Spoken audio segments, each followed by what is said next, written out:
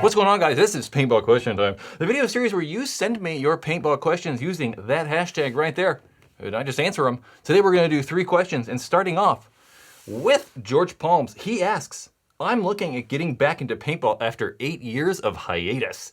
Thinking about an older die or Eclipse gun, maybe a DM8 or a GO2. Thoughts?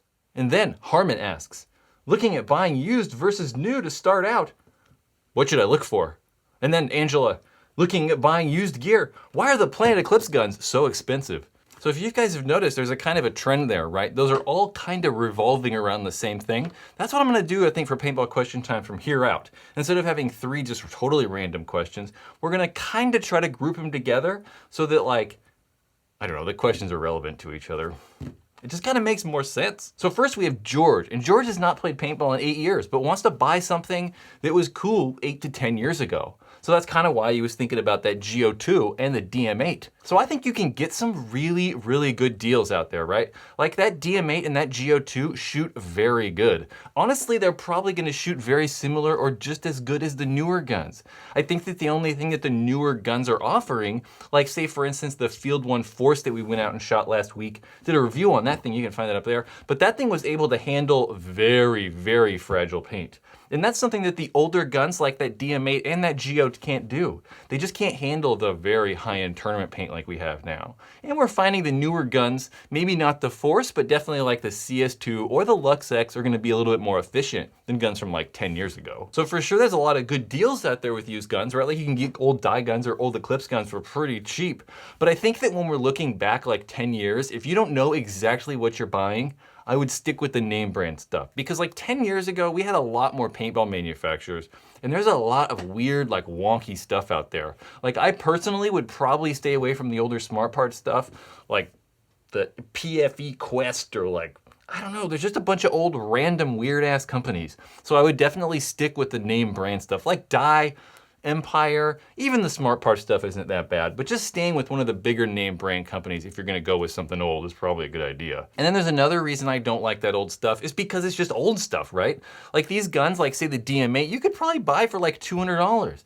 But if it gets to the point where you start needing parts is where it gets expensive. So at one point, these guns were $1,500. And the parts also reflect that. But it's not a wise decision to probably buy used parts. So say if you have a leaking gun and it needs an expensive part like the solenoid in the DM8, I mean, those things could be $100 to like $150. So buying a $150 part for your used $200 paintball gun just seems a little bit weird. It's definitely a problem with buying some of these old high-end guns, is that the guns are cheap, but the new parts are still very expensive. So if you run into problems down the road, it just might not be very cost-effective to fix it. So yeah, I think buying used can be a very good idea. Just know what you're buying and maybe be prepared for paying more for parts. And then Harmon wanted to know if they should be buying a new or used paintball gun as a new player. So I kind of like to see that there's 2 different styles of people and then decide who you are, because when we're buying these used guns, like you kind of should assume that they're not gonna work, right? Like they're just gonna have more use and more wear on them than new guns. 2 different styles of people, right? We have like a 15-year-old kid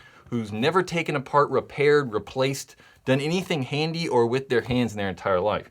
And then we have like a 50-year-old who's been a machinist for like 30 years. They've been making stuff and building things with their hands for 30-something years. So I think for like 15-year-old kid who's never taken anything apart, buying something used could be a bad idea. So I see this all the time, right? So say a 15-year-old kid buys a mini GS that's used, goes out and uses it one time, perfectly fine. Goes out and uses it the second time, but starts to have problems. Maybe the velocity's not working right, he's getting a bolt leak, just something's going wrong, which probably wouldn't be that uncommon because it's used, right? We don't know how much use it's had, you don't know who's been taking care of it, so it could just have issues sooner. And that 15-year-old kid that has no experience, they just start turning stuff and cranking things and you get it all screwed up. So I think that in that case, if you know you're that person who can't fix stuff, maybe buying that mini GS new is a better decision because it's gonna continue working for longer when you first purchase it. It will have problems in the long run. Like, you know, say a year later it starts leaking. At that year point, you've had more experience with that paintball gun, so you can probably fix it a little bit easier. Whereas that 50-year-old person who's been building stuff and like working with their hands forever can kind of troubleshoot, and they're a little bit easier and like just better at fixing things. So I think for maybe young players, maybe buying new makes more sense. If you're older, maybe have more experience with paintball guns or just fixing stuff in general, I think buying used might not be a bad decision.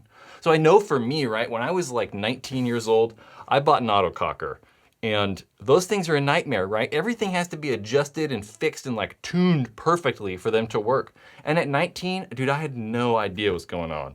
And it never worked. It worked like half the time I wanted to go play paintball. And I wish at that time someone was like, hey kid, don't buy that autococker. It's not gonna work. So I think for like some of you guys, buying new guns is probably the better decision. So that's like different people, but there's definitely ways you could like just lose money on the internet, right? Like, I mean, obviously you're not gonna wanna like mail cash and like just send money to random people on the internet. So I think that buying guns in person, if you can, like Craigslist or maybe at the local paintball field, things that you can shoot first is probably a good idea. If not, I'm sure there's lots of videos on YouTube about how to like not get scammed on the internet, like buying stuff on Facebook or whatever. Watch some of those. And then Angela wants to know why the used Planet Eclipse guns are so expensive. And really just because they're the best and most desirable.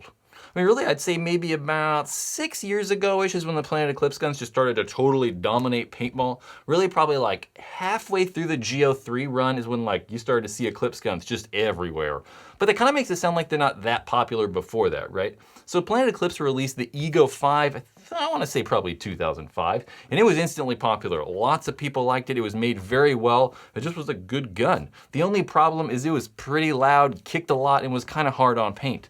So there were other companies like Smart Parts with the Shocker or Dye with their DM series that were quieter, easy on paint, and just kind of shot a little bit smoother. So those guns were still really popular with Dye and Smart Parts. But then Planet Eclipse released the Geo, I think, gosh, when was the Geo? Like 2011, maybe, somewhere in there?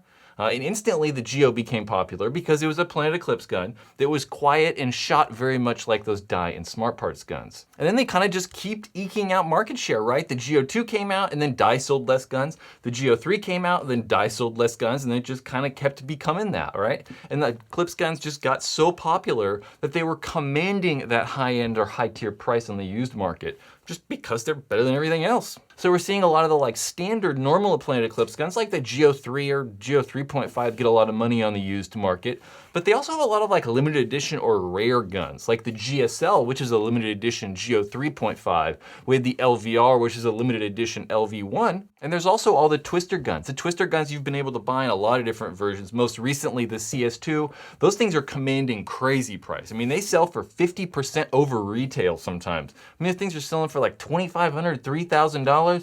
It's pretty crazy. And it's only because they're rare. I mean, the guns are good, but they're also pretty rare. So the Planet Eclipse guns are expensive just because they're better. I mean, most people just want that Planet Eclipse product over all the other manufacturers.